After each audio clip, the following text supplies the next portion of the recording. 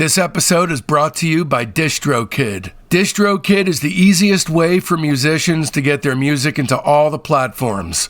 Amazon, Apple, Tidal, TikTok, YouTube, Spotify, and more. Plus, you've got unlimited uploads, and the artist keeps 100% of what they make. But what I love most about DistroKid is their app. The design of it just makes the whole process so easy. Now you can be sure that you're doing everything you need to do to get your music out there. Go to distrokid.com to check it out or download the app now. Allow me to live and breathe like a man. You've heard his words on classic albums like Pacific Ocean Blue and Friends. His 1969 collaboration with Brian Wilson, A World of Peace Must Come, gained almost legendary status as one of pop's most storied lost albums, before being resurrected to great acclaim by Light in the Attic in 2008. Now you're cordially invited to take a trip into the mind of poet and songwriter Stephen J. Kalinich. Heyday Again Records presents I Love My Life, a postcard from one of the last standing poets of peace and excitation. Order your copy today. I Love My Life by Stephen J. Kalinich and Friends. You'll see why heavy hitters like Brian Wilson, Dennis Wilson, Paul McCartney, Steve Cropper, P.F. Sloan, and Diana Ross have all worked with him. I Love My Life by Stephen J. Kalinich. Order today at realgonemusic.com. Again, that's realgonemusic.com.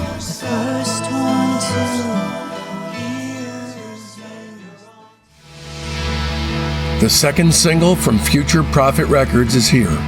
Birthday Girl presents Never the Sound, available right now on Future Prophet Records. That's Future, Prophet, records.com. Order now.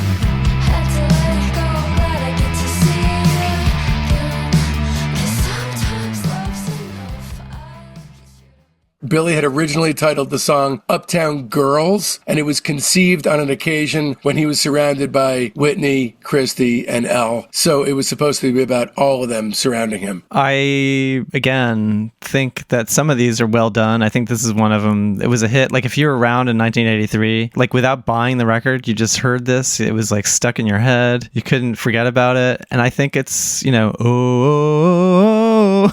like, well done. Do I want to hear it again? No. But I think that's a hit. What can you say? There's certain moments in my life that I'm just so glad I'm still on the planet. And for you to be defending Uptown Girl is definitely one of them.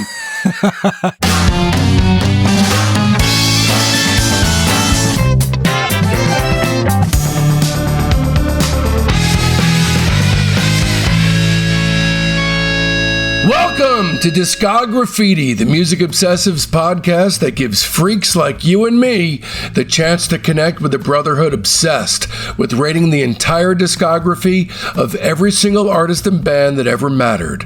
I'm your host, Dave Gebroe, and with 4 new episodes each week, you're going to gain a comprehensive knowledge of an act's history and output in the time it takes to listen to one album.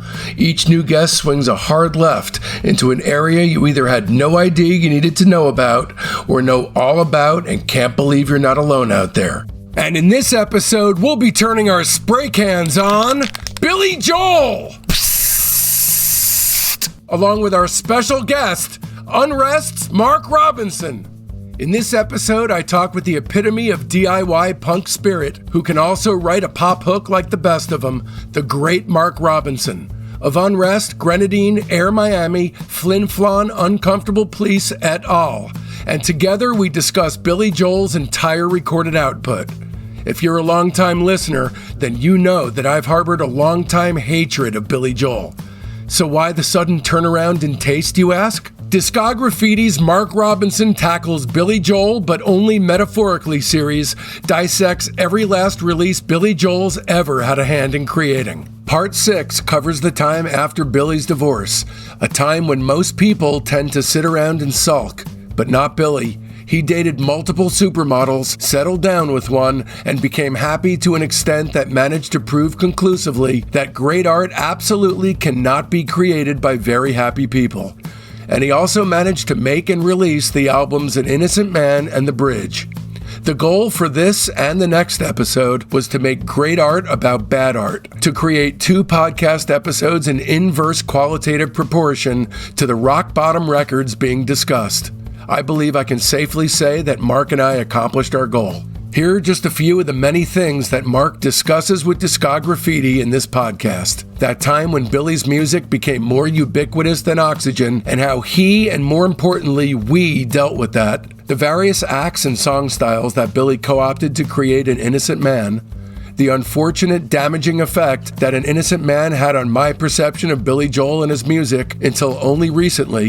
The wildly successful Greatest Hits Volume 1 and 2, which went double diamond and whose 2 new tracks both became hits. The heavy Huey Lewis and the News, Sting, and Cyndi Lauper vibe of The Bridge. And an in-depth deep dive on every song off An Innocent Man and The Bridge.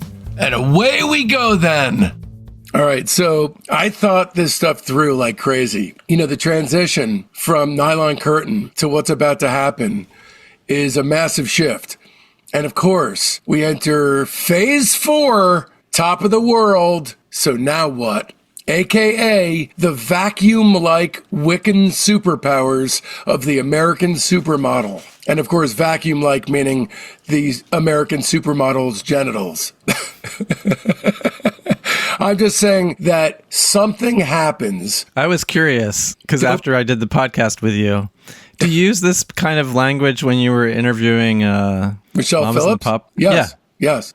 All right. I was much worse with her. She swore like a fucking sailor.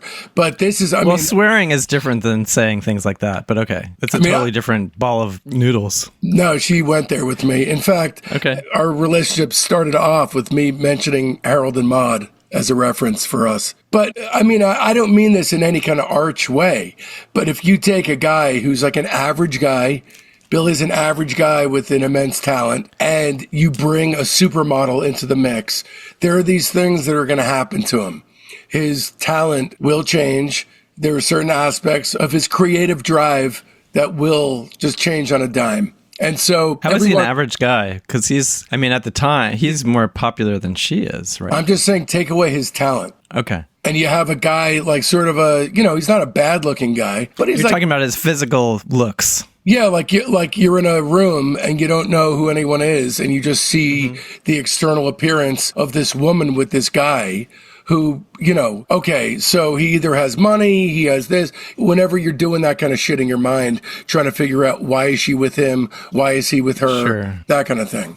So after the Nylon Curtain, Billy was fried. He'd been going nonstop for a long time and decided to take Paul Simon's suggestion to vacation in St. Bart's. That's where he met Christy Brinkley in early 1983. He began playing piano at a bar on the island.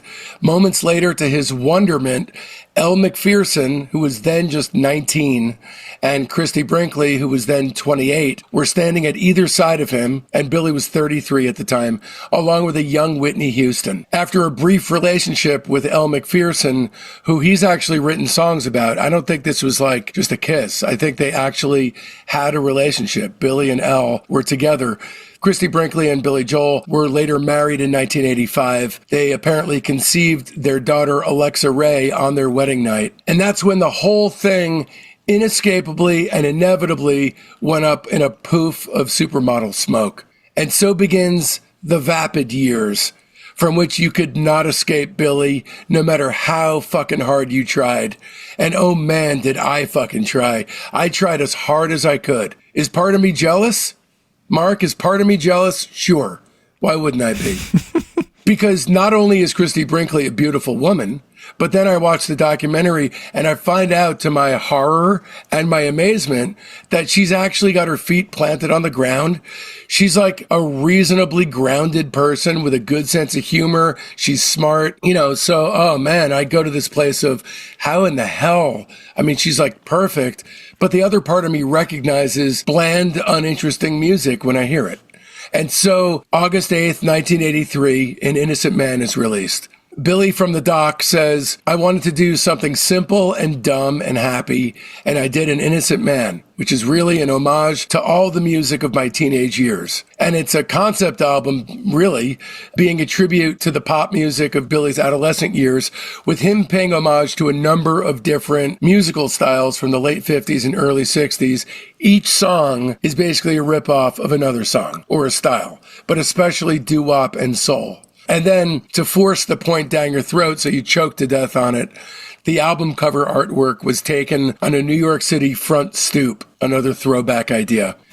First of all, this album is Billy's anti-Attila. It's as far away from what that album was for him as can possibly ever be. And even though it's stuck in the 50s and 60s, An Innocent Man was the perfect album for the 80s because in its mission to assemble the ultimate and recreative pastiche, it is as hollow and empty as other vacuous exercises in pointless muso-onanism. Even though it features a few good songs, this anemic piece of crap is far less than the sum of its parts. So after the divorce from his first wife, Billy says, quote, I had gotten divorced and I started dating these different women. I was going out with models. I was a rock star, a single guy who was a rock star. I was amazed at my good fortune at the time. I started writing songs about these experiences. I kind of felt like a teenager all over again. I was kind of reliving my youth. This was such a big success. I mean, it was everywhere. It reached the top 5 in a bunch of different countries. There were 3 Billboard top 10 singles. Tell Her About It was number 1, Uptown Girl number 3, An Innocent Man number 10, and then there were 4 other singles from the album. The Longest Time was number 14, Leave a Tender Moment Alone was number 27, Keeping the Faith number 18, and This Night was a B-side for Leave a Tender Moment Alone. So it was on the pop chart for 111 weeks, which was Billy's longest charting studio album behind The Stranger, and it went 8 times platinum. So his second most... Back up there. Yeah. Like his 3 previous efforts, Billy's An Innocent Man received a nomination for the 26th Grammy Award for Album of the Year, although the award, of course, went to Thriller. The album was also nominated for a Grammy for Best Male Pop Vocal Performance for Uptown Girl, but again, was beaten by Thriller. Let's go track for track through this pile of shit. Easy Money, one of the only good songs on the record, I think. This is his homage to James Brown and Wilson Pickett, and it's only one of 3 songs from An Innocent Man that wasn't released as a single. This was made as a tribute to early R&B, initially written for the 1983 Rodney Dangerfield film of the same name. Can I say film when calling a Rodney Dangerfield movie a film? And wait, which movie? Easy Money. Film? Okay. Yeah. So this was the song that kicked off the creation of this record, according to Billy. So we have Rodney Dangerfield to thank for that.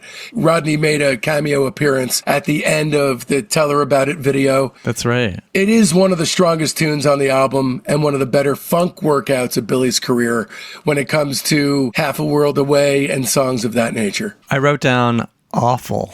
Okay. All right. I'm not going to go to bat for this song.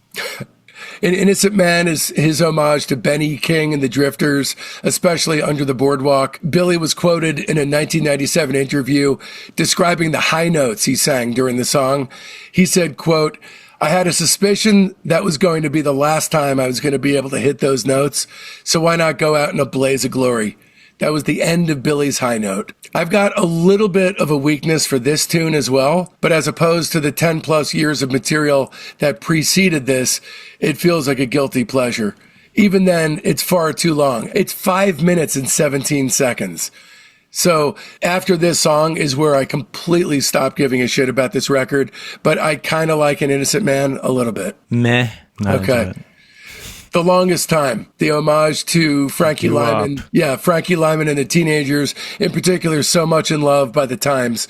It's not quite a cappella, by the way. There's a bass guitar in there. You know, basically any song written about Christie Brinkley or about his affair or relationship with Christie Brinkley is just bad, and this is no exception. This is Billy on lead vocals, all backing vocals, and percussive sounds such as finger snaps and hand claps. Interesting. So it's all him. It's all him. I wanted to hear Liberty do some, Who? Libertario do some kind of Bowser-ish kind of stuff in the background. I don't mind this song. I mean, I know the whole album is like completely annoying, but I think with a few of these songs, he does a good job, and I think this is one of them. Yeah, I think there's a couple where he does a good job, but I think we're going to disagree as to what those are, because I do not like this one. It's annoying for sure, but I think it's a good melody. This song typifies this thing where Billy's music lost whatever angst, tension, and hunger that it had that made some of his early work more extraordinary than this. Yeah, but this is a different record. This is like... Way different, yeah. I mean, this is kind of like... And I think more artists should do this. Like, I'm going to do something completely different. No one's even ever done this before, you know? So it's cool that he did something different, even if it's like massively annoying. He ripped off 10 people instead of one. That's what he did differently. So This Night was co-written by Beethoven. It's his homage to Little Anthony and the Imperials. And the chorus tune is Ludwig van Beethoven's Pathetique Sonata. And that's all I have to say about it. This actually was written about his brief tryst with Elle Macpherson. I just wrote down okay. Yeah, I'm not a fan of that one. Tell Her About It was an homage to the Supremes and the Temptations, released as the first single from the record. He performed the song fairly regularly after its release for a few years, and then the song was dropped after the tour for The Bridge, and it hasn't been performed live since 1991, making it one of the very few major hits across his career that he completely stopped playing live. I don't think this is completely awful, but it's so goddamn dopey. And there's a horridly dopey descending sax line that I've always honed in on as one of the dumbest fucking things I've ever heard in a song ever. I don't know if you know what I'm talking about. I don't remember. Tell her about it. And then it goes, that. Anytime I hear it, I literally grit my teeth. Yeah, I can't stand it. I can't stand the backing vocals. They're so trite and anodyne. It just sounds like all feeling was scientifically sucked out of the song completely. And of course, massive hit. And then you flip it over. Hit. At the very least, when you flip the record over, it doesn't go downhill. It remains as shitty as side one. Uptown Girl, his homage to Frankie Valli and the Four Seasons, especially Ragdoll. This was another massive single that peaked at number 3. It was the second best-selling single of 1983 in the UK, behind only Culture Club's Karma Chameleon. According to an interview with Howard Stern, Billy had originally titled the song Uptown Girls, and it was conceived on an occasion when he was surrounded by Whitney, Christie, and Elle. So it was supposed to be about all of them surrounding him. I, again, think that some of these are well done. I think this is one of them. It was a hit. Like, if you were around in 1983, you just heard, like, without buying the record, you just heard this. It was, like, stuck in your head. You couldn't forget about it. And I think it's, it's like well done. Do I want to hear it again? No. But I think that's a hit. What can you say? There's certain moments in my life that I'm just so glad I'm still on the planet. And for you to be defending Uptown Girl is definitely one of them. I mean, I was like, I think at the time it was such a weird record because it was like, because I guess the 50s, there's been a lot of 50s revivals. So there was like Sha Na Na comes along. Then there's like Happy Days, Laverne and Shirley, Joni Loves Chachi. And then again, Oldies Radio was born in like 82, 83. So this is like a perfect timing for all this. Yeah, it's true. And I think at the time I'm listening to like hardcore punk. I'm listening to, new wave, some crazy stuff. And yet this was not like annoying the hell out of me. You didn't own this record though, did you? I did not buy it, no. Okay. I mean, you didn't have to because you heard it. It was like you just walk out of your house and you just heard it. Yeah. It actually was played down from the sky. Pretty much. I mean, it was just short of that happening.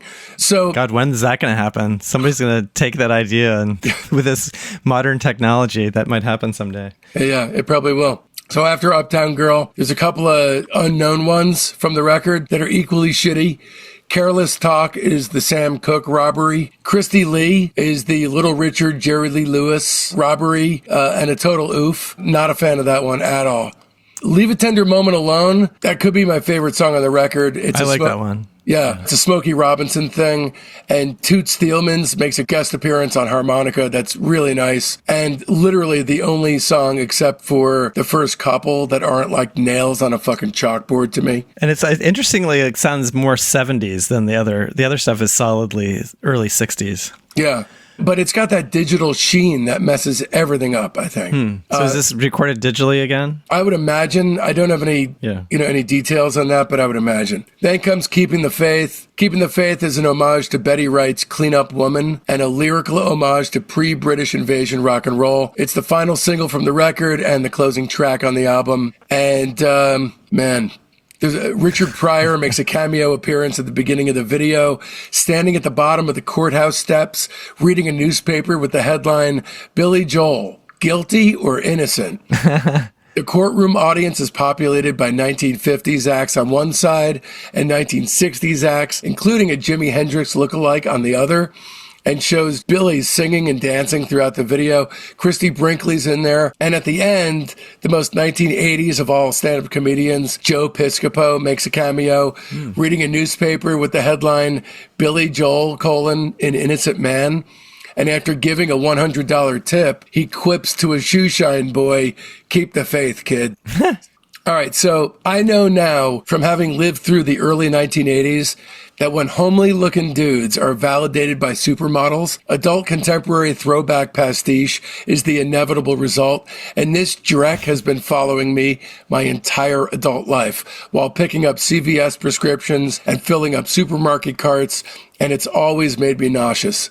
Unfortunately, for decades now, it's taken the place of all the rest of Billy's legitimate accomplishments when I think of him, and it's had me under the mistaken impression that he just flat out sucks.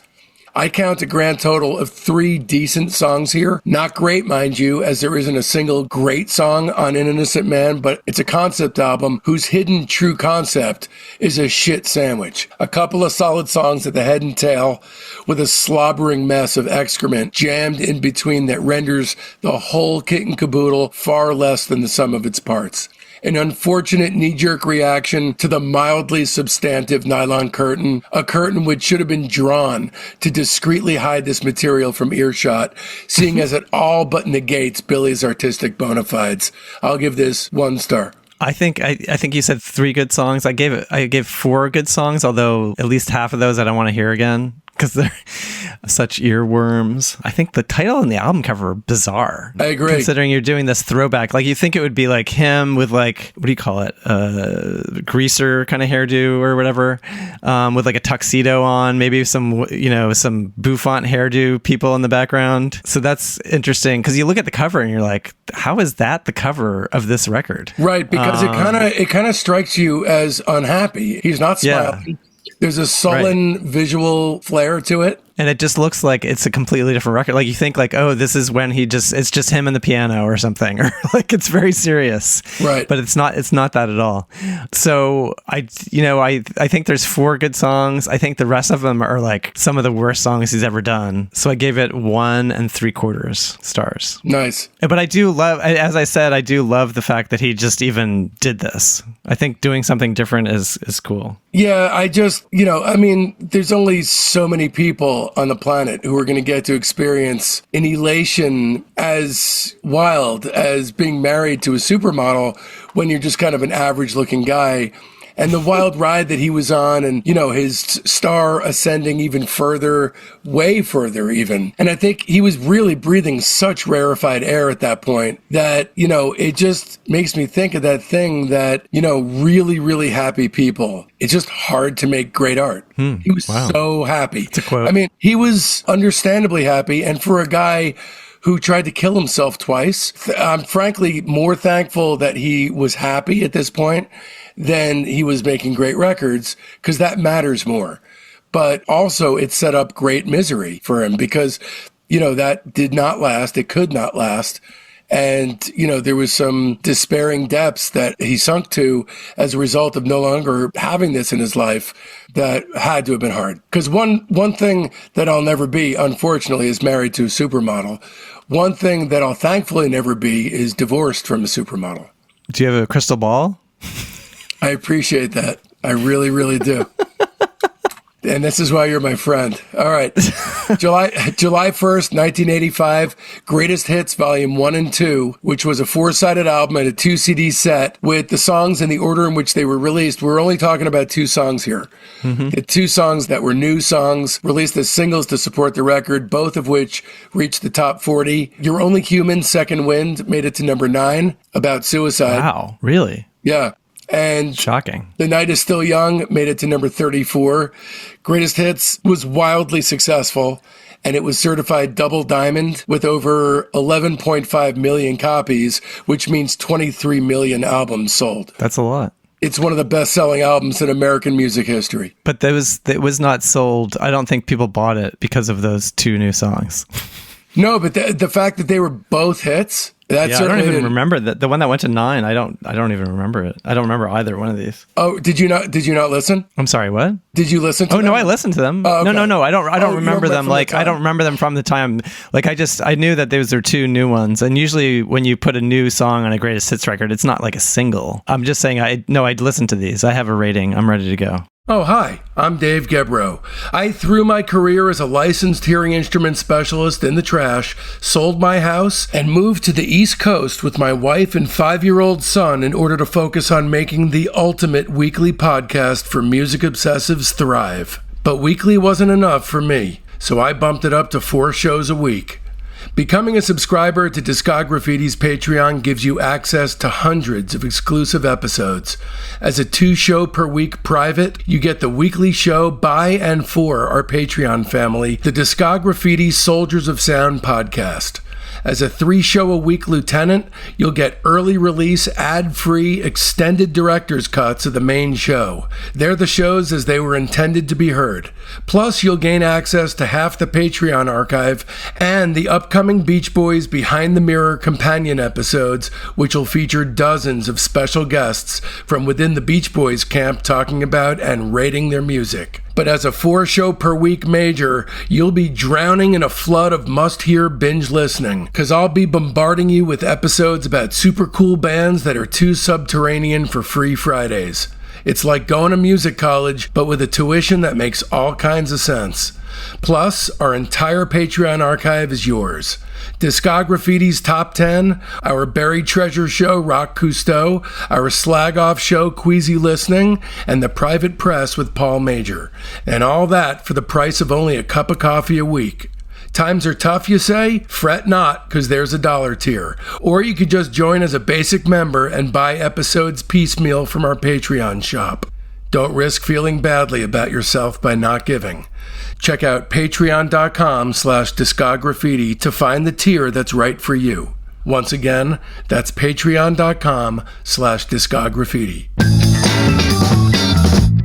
This episode is brought to you in part by Bespoke LA. Located in the Fairfax district of Los Angeles, Bespoke LA is the modern podcaster's dream come true. It's got 2 podcast pods available, one with audio only and the other with both audio and video. Just think, you can start your own podcast tomorrow without investing a single penny in equipment. What, you don't have experience editing? Don't even sweat it. For an additional fee, Bespoke LA can edit your podcast. Or not, it's entirely up to you.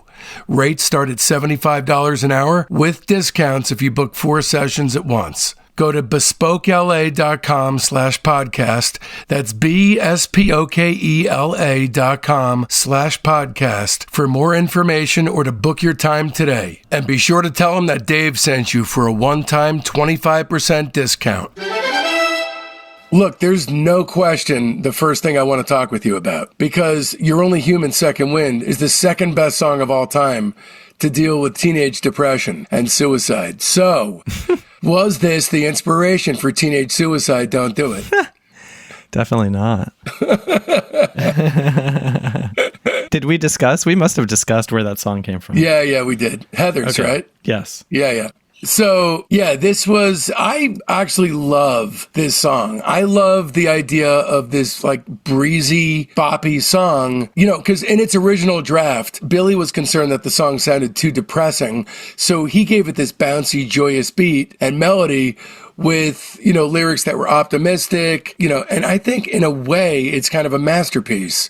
to take something that was so heavy and to make it so light, because to me, it sounds like Julian Lennon's Too Late for Goodbyes, which I love. I love that song. But it sounds like a similar melody, similar feel. And why not? Why shouldn't a Suicide song have a feel like that? Okay. Yeah. And another Libertario touch. The song was originally titled Second Wind, but Billy changed it to You're Only Human with Second Wind as the subtitle after Libertario mocked the name of it. Okay. Wow, this guy's really vocal. He's really, a vocal member of the band for sure. Yeah, he's always making fun of Billy's work. No wonder they didn't talk for years. Right. Well, the drummers are generally the comedians of the band. Right. Except for Jim Gordon. So Billy actually donated all royalties from the song to the National Committee for Youth Suicide Prevention. And also there's an audible chuckle after a brief hesitation and stuttering during one of the verses. And after the prompting of both Christy and Paul Simon, who were in the studio listening to him sing, he left it in the finished recording as it seemed to him to illustrate the song's point about celebrating personal fallibility. Yeah, honestly, I think that only someone who's attempted suicide twice in a row can get away with a song like this. A white reggae-ish light funk track about committing suicide. But I really like the song.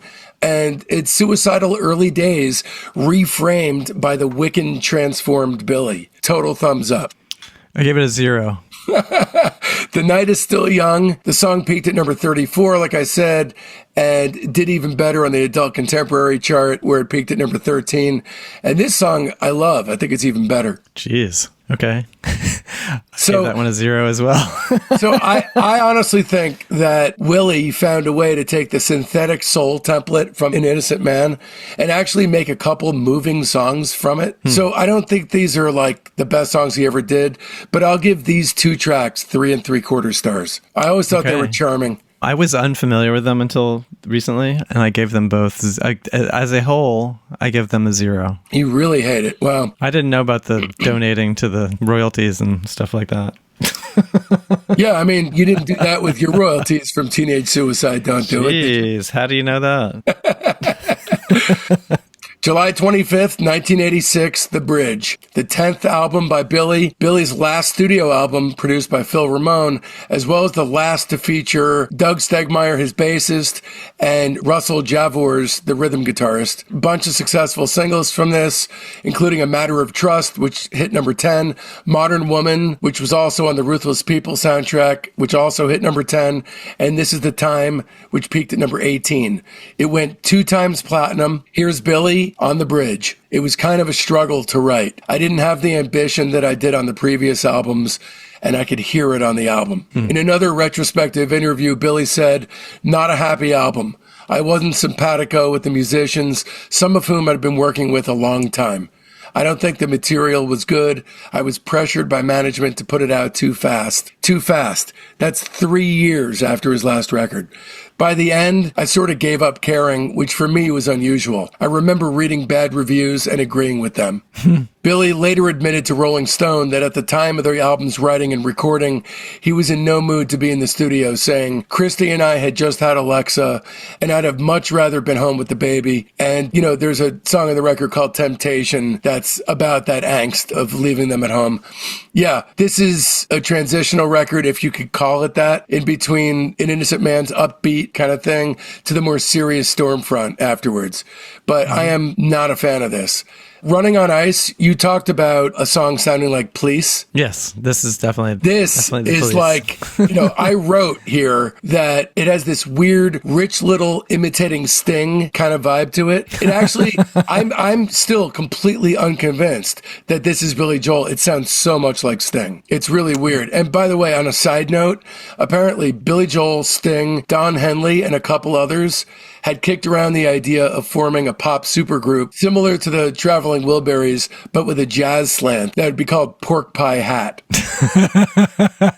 Or like the Power Station. That was another one. Yep. It was the era of the supergroups. Running on Ice is no good. Yeah, I'm going to be completely honest here. I could barely get through this whole record, so I've only even mentioned, I only have notes for 3 of the songs. I don't blame you. I mean, there's no reason. I subjected myself to it a lot because I got really into the idea of these turns that he made in his life, and I started overthinking overthinking a lot of things that I'm glad I did, because it kind of became a think piece for me. But this is the time. I mean, I think this was our prom theme, if I remember correctly. It was either this or In Your Eyes. That was our prom theme. Yeah. What year are we talking? My senior prom was 1990. Okay. So it might have been In Your Eyes. So it was like a 4-year-old song when it was your prom. I may be wrong. I may have been.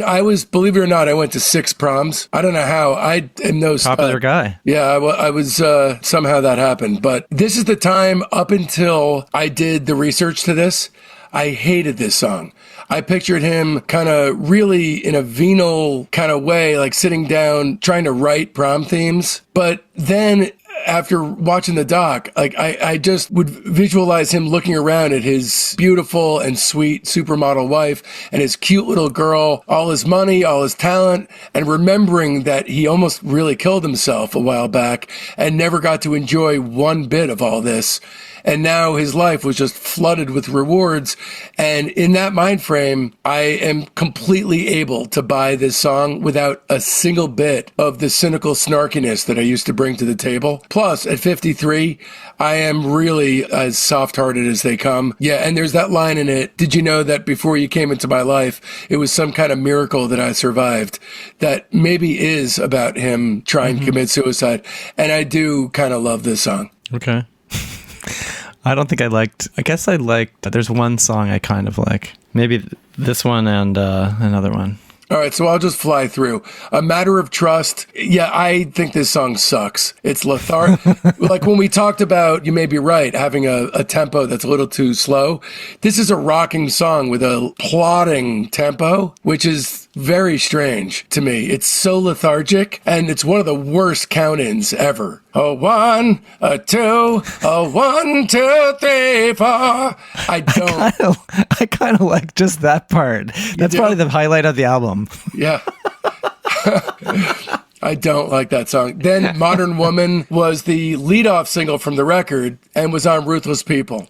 I just got to talk about one thing. And by the way, of all bands to borrow from, this song borrows heavily from Huey Lewis and the News.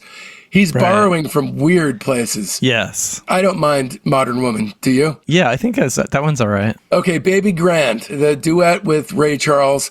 And by the way, welcome to the really strange jazz oasis in the center of this record, where there's 2 jazz songs in a row. And before and after, there's literally the opposite of jazz, which is very odd. It made me think of Chewel's Gum with the oozing center. Anytime I would listen. When I was growing up in New Jersey, this had to be, I moved to DC in 1975 and I lived in this apartment complex and somebody's dad came by because everybody's parents were divorced at the time, it seemed, in the 70s. Anyway, so somebody's dad comes by. He has this gum. I want to say it was like Lifesavers branded. That doesn't even make any sense.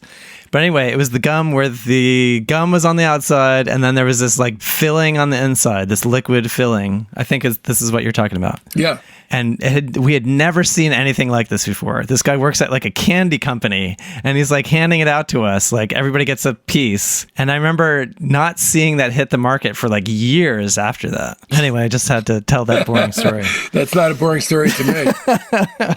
I mean, it's such an unboring story to me that every time I heard this record and it would get to these 2 songs in a row, I would just think of Chewel's. To me, this is the oozing center of this record because you have 2 pretty solid jazz type songs, Baby Grand and Big Man on Mulberry Street, which are pretty damn good. I mean, this is sort of in the Georgia on My Mind, slant of Ray Charles. The 2 of them go at it and do pretty good and you don't like it. Okay. And then Big Man on Mulberry Street, this has Ron Carter and Michael Brecker in it. And I like the idea lyrically of this kind of nebbish who thinks he's really cool. And it's sung from his perspective. So the music takes on his delusions of grandeur. I mean, lyrically, it's cool. I like the jazz swing. You hate it. Not a fan. Okay. Temptation, whatever. Code of Silence, the Cyndi Lauper song. Why is he duetting with Cyndi Lauper? I really don't understand. It's the final track written for the album. Billy had hit a wall in writing it, and he called on Cyndi to assist him by coming up with the lyrics and doing background vocals. This song fucking stinks. This is a total bust. I agree. Have you seen is it the We Are the World documentary, I think? Yeah. I think Ray Charles is in that. I think he's one of the people they're trying to get to sing. He's there. And then I think they were choosing between Madonna and Cyndi Lauper. And we can only have one wacky white woman singer or something. I don't know why they couldn't have both. But anyway, they're trying to figure out maybe who's more popular or whoever is going to, push the song further into the stratosphere. And they choose Cyndi Lauper. So interesting that Cyndi Lauper and Ray Charles are both on right? We Are the World, and they are again. Truly. And it's interesting because, that is the apotheosis of the definition of the term short game. The producers of that song were thinking short game when they chose Cyndi over Madonna. Getting Closer is a very big song for Billy. Do you know why? No. It's the last song on the last album to carry the Family Productions logo on it. Oh, yes. Right. So this is actually, apparently lyrically, it's Billy making several of what are clearly attacks on the Artie Rip contract, with references to My Stolen Youth, all the con men and their acrobats who stomped me to the ground, and I must live up to contracts. Unfortunately, the song's a piece of shit, and it at least feels like it was made to order for Stevie Winwood to recreate the blander end of Latter Day Traffic because it's got Stevie on it. It's a terrible closing number. Yeah, yes. So this is what it sounds like when Billy Joel hangs suspended motionlessly in place. Where to go? What styles to parade around in? Who to hide behind? Frankly, as per usual, the first side's got some delights, especially that jazz oasis plopped right in the center of the thing, Chul style. But side 2, after that double tip of the hat to his 52nd Street days, is a disaster. Notwithstanding Big Man on Mulberry Street, there ain't nothing. It was the days of celebrity cameos as a stand-in for artistic accomplishment. And at this point, he was more of a celebrity water cooler topic than he was a serious songwriter, and it must have bugged him. It would have bugged me to the point where the kind of material I wanted to write and the kind of material I was able to write would have shifted into a state of total misalignment. I'll give it 2 stars. The cover is weird. I don't even know what was going on with the cover. It kind of sounds like he's trying to make a good Joe Jackson album. But it's 3 or 4 years too late, and it's not good in any way. I gave it a 0 3/8. That's a first on this show. That's awesome. Probably anywhere. All right, that about does it. Stay tuned, because next week brings upon us the exciting conclusion of our Billy Joel series. Okay, here's the week up ahead. This Sunday, our weekly show within a show, the Discograffiti Soldiers of Sound podcast, drops for our Patreon's private tier. These are real people with talent and a burning fire deep inside, just like you and I. Then come Monday, the major tier gets a very special treat. Monday's bonus episode is another Chuck chat from the Chuck Renata Pet Sounds interview series, this one with Carol Kay. Chuck and legendary bassist Carol Kay are close friends, so this exceptional interview goes incredibly deep in its search for the truth. Carol is one of the most prolific bass guitarists in rock and pop music, playing on an estimated 10,000 recordings during a career spanning over 65 years. She actually started doing session work in 1957 on guitar, and after a bassist failed to turn up to a session in 1963, she switched to that instrument, quickly making a name for herself as one of the most in-demand session players of the 1960s. She's appeared on sessions by Frank Sinatra, Simon and Garfunkel, Stevie Wonder, The Supremes, The Temptations, The Four Tops, and The Monkees. The intro on Glenn Campbell's Wichita Lineman? She came up with that. Of course, that's also Carol plucking away on the Beach Boys albums Today, Summer Days and Summer Nights, Pet Sounds, and Smile. Most famously, Carol's bass lines are the driving force behind Good Vibrations, one of her many #1 hits. There will be a very short sneak peek running publicly for free on Monday morning, but the entirety of the show will only be accessible on the major tier of our Patreon. Don't miss it, or you'll only be getting part of the story. And then on Wednesday, the Lieutenant tier gets their early release, ad-free, super extended director's cut of the Stormfront and River of Dreams episode of our Billy Joel deep dive with UNREST'S Mark Robinson. It's the episode as it was truly intended to be heard, with all the essentials left intact. And then come Friday, everyone else gets to join in on the action. A heartfelt Discograffiti thanks goes out to my beautiful wife and son, Jen and Mason, Mark Robinson, Billy Joel, Rudy Fishman, Becky Boyd, Bespoke LA, my mom, my dad, my incredibly loyal fans, and especially the entire Patreon community, the Soldiers of Sound. I love every last one of you, and this show would not exist without you, my friends. Speaking of friends, it's high time for some new ones. They're in our Facebook group, Discograffiti Soldiers of Sound. That's the best way to find out what's coming up on the show, but there's a hell of a lot more. You get recaps of the day in music history, the ability to pitch questions to guests, polls that put you in the driver's seat on guest and band decisions, access to a thriving creative hub if you're looking for a collaborator, and much, much more. So make sure you don't miss out. You can find the link to the Discograffiti Soldiers of Sound Facebook page right there in the show notes. And if you don't mess with the Zuck, no sweat. Just email me at info@discograffiti.com and I'll keep you in the loop. So now that it's done and you want more, another way to dive even deeper into that liminal zone right smack dab in between Mark Robinson and Billy Joel is to leap head first into Dean Wareham Rates Galaxy 500. That's episodes 205 to 207. Sonic Boom rates Spacemen 3, that's 183 to 186. Bill Medley rates The Righteous Brothers, that's 181 and 182. Jenny Toomey and Kristen Thompson rate Tsunami, that's episode 180. Michael Imperioli rates The Smiths, that's 164 and 165. The Pixies, that's episode 18. Nirvana's episode 30. PJ Harvey's episode 12. Bob Mayer rates The Replacements as 28 and 29. And of course, the legendary Mark Robinson series is our 16-hour interview with the man about his entire discography, and that's episodes 128 to 136. And of course, be sure to mark your calendars, because next Friday, December 26th, we're coming at you with the Stormfront and River of Dreams episode of our Mark Robinson tackles Billy Joel, but not literally deep dive. Trust me, you're not going to want to miss it. And so, from now till then, don't let our youth go to waste, lads and ladies. It's Discograffiti!